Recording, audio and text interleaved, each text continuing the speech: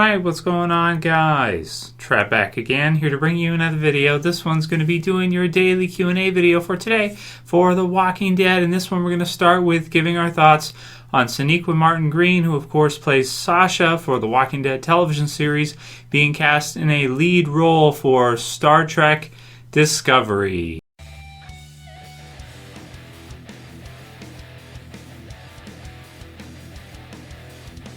Alright, so I want to give my thoughts on this one. I'll put the link in the description to tvline.com so you guys can go ahead and check it out. It looks like this is a new Star Trek series. Looks like some kind of a sci-fi reboot, and she's being cast in a pretty major role for it. It sounds like it's slated in terms of the IMDb for May 2017 for the pilot, and it's got a 13-episode first season. So really tricky for people that like Sasha for the Walking Dead TV series. I mean, the thing is that the cast for The Walking Dead has become so huge. You have so many characters. They're bringing in the Kingdom. They've already brought in the Hilltop, possibly some other new villains, in addition to Negan and all the others. And we've seen characters like Heath kind of fade into the background. We've seen this with a lot of other characters, like a lot of the Alexandrians that had quite a bit of time, maybe in seasons 5 and some of season 6, such as Eric and Tobin and some of the others, like Tobin even at one point being in a relationship with Carol, which seems to have kind of evaporated. And, you just have a ton of different, people in the show now for The Walking Dead on AMC.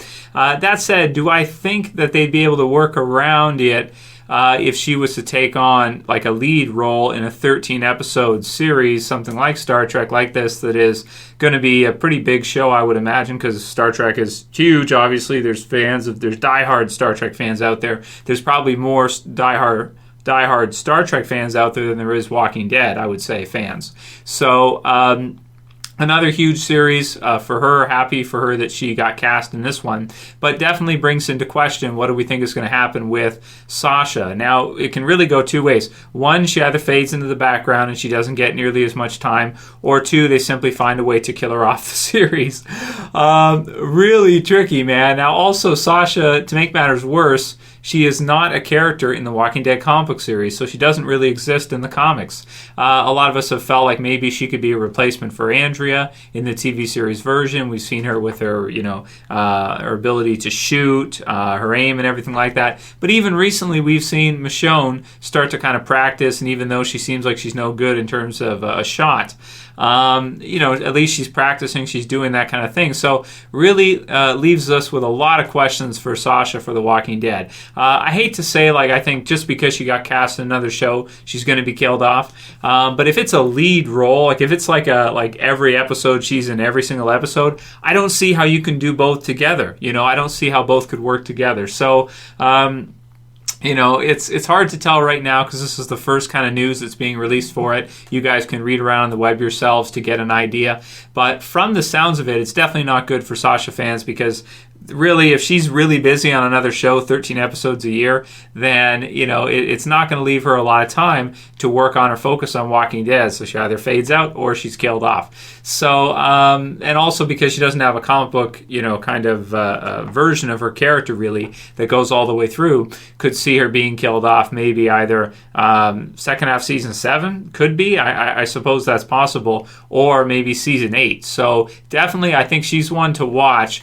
I'm not saying that it's impossible that she could survive through and maybe manage to swing both and do Walking Dead and this new Star Trek series, but I do think it'd be really hard to do, and we'll have to see, because even though people can point out, well, Norman Reedus has done other things in that, but if you've seen some of the other projects he's been in, they're not like huge roles. They're not like an A-list role on a series that, is 13 episodes a year or something. Not like a big show like that. Like, he's got Ride with Norman Reedus, which is like almost like a reality show. He can film that in his time off from Walking Dead when he just kind of like, got downtime. I think they could probably put some episodes of that together if you've seen the show. So really tricky. You guys can write your comments below. What do you think? I think it's definitely not good for Sasha fans. It's not 100% conclusive she's going to be killed off, but we saw what happened with the actor who played Chris in Fear the Walking Dead. Once we heard news that he was cast in another role, next thing you know, he's killed off, right? So, yeah, crazy stuff. So, anyway, write your comments below. Let me know what you guys think, and let's do a few more of you guys' questions. The next question is from Zasmanreviews, and he says, "Hey Trev, my question is for the second half, do you think we could see an episode with Negan and Eugene at the sanctuary? Also, Rick gave Negan grenades from the houseboat, which is a nice Easter egg for comic fans and will likely come into play during All Out War. It's going to be really cool to see some grenades in the TV series. Have we seen many grenades? Not really, not that much. I mean, you could point to probably when the governor of Woodbury attacked the prison, and they kind of used some trickery there with some things like that. Was it smoke grenades, things like that? They did, but not like grenades. So that's going to be kind of cool to see in All Out War if Negan does in fact get a chance to use those grenades. A nice catch, because I didn't really notice that. I got to watch the episode back. I've only seen it once so far, and that's just no good. I got to watch it again this week. So and then the other part of your question is, do you think we'll see Negan and Eugene at the sanctuary? Oh, for sure. They've got to have guaranteed at least a few scenes at the sanctuary with Eugene crying or pissing himself or whatever he's going to do at the sanctuary. But, it just comes into play. Like, Eugene is so useful. He's a coward, right? But he's so smart because he's able to do stuff like that, because he's so crafty and clever. To be able to put something like that together in a zombie apocalypse is just, that is so useful. Negan's probably going to want him to show others how to do it and everything. And yeah, it could set up some good storylines. Maybe he'll do blanks or something for them, or screw them over somehow. We'll see what Eugene has up his sleeve and what he's going to be able to figure out. Matthew Peart says, "Hey Trev, are you done your Christmas shopping yet, buddy?" Yeah, I'm pretty much done. I didn't buy too much stuff this year, so I'm mostly done. I'm not a big gift guy. Like, I don't spend a lot of time going out shopping and stuff. The wife usually does that for the most part. So she handles that. Plus, now it's pretty sweet because you can order stuff online. So instead of me running around the city, I can just tell Jess we can order some stuff online for family and stuff. And there you go. They deliver it to the door. As long as you order it in time, of course. Storm Shadow says, "Hey Trev Q&A, did you notice the resemblance in the story with Spencer and Shane? They both tried to plan to kill Rick. Rick said almost the same thing to both of them about breaking their jaw and knocking their teeth out." I didn't realize that. Now that you mentioned the Storm Shadow, that's a good call out, because it is very similar what Rick says to Shane and Spencer, and I hadn't even made that connection because it's been so many years between the stories that I didn't even think about it. They both questioned Rick's leadership, and they both died by a knife. Oh, that's kind of cool. I didn't realize that either. It's both knives. Nice kind of comparison there. That is quite a bit of the same. Rick seemed to think of Shane quite a bit this season in my eyes. Any thoughts? Thanks, Trev, and Merry Christmas. Well, thanks, Storm Shadow, and Merry Christmas to all you guys, by the way. We're getting close now, so it's not too long. And I'll have still videos through Christmas. I'll probably even have one Christmas Day. I like to do a special on that time, so I'll let you guys know what that is pretty soon. But, that's kind of cool to call that out, because I didn't really realize how close they were. He thought about him a little bit, like it was a mention with Judith and that, but he hasn't really mentioned him since then. That's about the best we're going to get at this point for Shane fans. It's been so long. If you look at John Bernthal, he's got all these other projects and stuff. He's like the Punisher now, which is sweet. And actually, he's awesome as the Punisher. If you guys seen Daredevil, oh my God. And is he getting his own spinoff now too? I think so. I got to look into that. But so far as I know, he's fantastic either way. Zasmanreviews also said, "Hey Trev, I think Negan killing Spencer was indirectly the real beginning of the war against the Saviors." I would agree with that. It is. It's pretty much the start of it. It went almost exactly how I predicted it would this time. So again, some of my predictions are right, some of them are totally wrong. But it made sense. You could kind of see it forming and what they were going to do. It was almost too easy. It was almost a little bit too predictable if you've read the comic for the mid-season finale. And after seeing Negan kill Spencer like that, after seeing that, there's no way the group is going to live under him, because like Aaron and Rick, they go out, they risk their skins, they bring in all this stuff, and then they get back and the guys beat the crap out of them. And so it's like somebody asked me, Trev, do you think Negan is a good leader? Not really, because you can keep people in line, you can lead through fear, but you can't really abuse people like that if they're going to work hard for you and you have to have some warmth there, right? Warmth with high standards. You can't just treat people like that and expect them not to quit or expect them not to fight back. I mean, you just have to vicariously, point of view, game theory, think through the eyes of that person and see that if you're going to do that to them, there's no way they're going to want to work for you. So that's all there is to it. Even if it comes to life or death, Rick and the others are willing to take the chance to fight back, and it's going to be bloody for sure.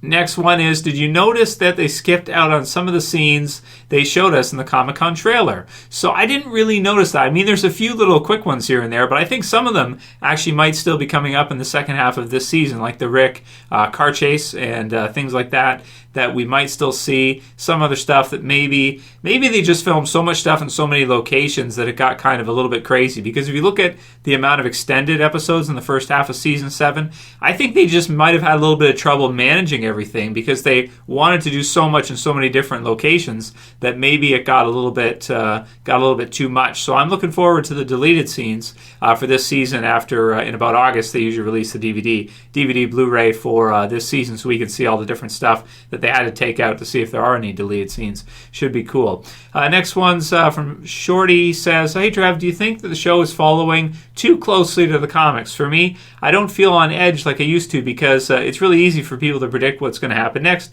Keep up the good work. Well, sometimes it is. I mean, this is a tricky one because you get into, sometimes it is, but sometimes spoilers can affect that. And then other times, I do like it when they mix it up a little bit. I just don't like it when they take it too far away from the comics. But I think that you're probably right, particularly with the Alexandrians. I feel like they took their storyline and they made it too similar to the comics. Like No Way Out, for example, with the Andersons and it's just a lot of the character deaths there, that they went with were being almost exactly the same as the comics in a lot of ways. It was a bit predictable and a little bit too easy, I want to say. And I did like how they kind of mixed up the finale deaths of season 6 with Denise instead of Abraham, and then they went with Abraham, and then they went with Glenn. The problem is the thing got spoiled. So I saw it in comments in frickin' like July or June. Actually, probably like June or July was the first time I started seeing that in comments, and I was like, oh man, so yeah, unfortunately there's just no way it can be 100% perfect. It is what it is. So, either way, I still enjoy it like crazy. And you're right, I do like it when they mix it up a little bit more. I just wish they could figure out a way to kind of seal up some of these leaks with like the thing that happens 2 days before an episode airs, where all of a sudden the whole script is leaked or something, and I start seeing stuff in comments. It's like, that Olivia death would have been, my reaction would have been a lot different if I didn't see that kind of stuff in comments. I think it would have been even more crazy, because I wouldn't have expected that if I hadn't seen it in a comment just prior, right? And same with Fat Joey and everything. So, it's what can you do? Last one will be from Deadly Shadows, and he says, got a discussion about The Walking Dead. I've seen a lot of people lately complain that there is too much commercials during the episodes. Do you think it's because they're getting lower views, they've increased the commercials are added to make the same amount of money? So no, I checked. As far as I know, the commercial run, the runtime is still the same. But you're right, AMC, some people call it always more commercials. So there's a lot of commercials. That's true. But at least we don't have to pay for it like HBO or something where you have to pay for the network. As long as you have it in your cable package, then you're okay. You don't have to pay for $20 a month or whatever HBO is, depending on where you are. So there's commercials, but what can you do? It's free as long as you have the package or whatever. So right. So no, but I think maybe the first half, because you had a lot of slower episodes and stuff, people started to notice the commercials more because it wasn't like you're on the edge of your seat all the time. We'll do one last one. Last one's from KC XVI, and he says, Trev, how is season 7 episode 1? The day will come and you won't be not your favorite Walking Dead episode ever. It does everything right. It's so dark and emotional. Andrew Lincoln's acting was great in the episode, and Greg Nicotero does a great job directing this one. It's by far my favorite episode. It's a really great episode. I just think it's so dark and bleak that I can understand if people don't put it at number one. I would still say No Way Out is probably my favorite episode they've ever done in terms of a regular runtime episode. Too Far Gone, No Sanctuary. Those three are the three big ones for me. After that, The Day Will Come When You Won't Be. It should be somewhere probably close to at least the top 10, though, I would say. It's a memorable episode. We'll probably never forget that one. And there was so much buzz around The Walking Dead at the time. It was so big when they released it. It's crazy. So I'll do top 10 updated best episodes ever for The Walking Dead probably within this month. Sometime this month I'm going to get to that. So I'll look over the list and I'll see where does it make sense to put this in, and I'll make the top 10 updated and I'll release that for you guys so you can see what I think. Everyone's entitled to their opinion. If it's your favorite episode, KCXVI, very cool dude. I can't disagree. It's a great episode either way, absolutely, and it was hugely buzzed for sure.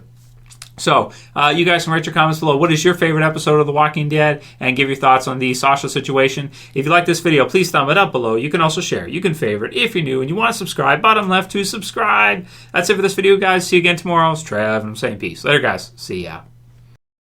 Tregan, what should we do with the ones who won't subscribe? Bring them to me.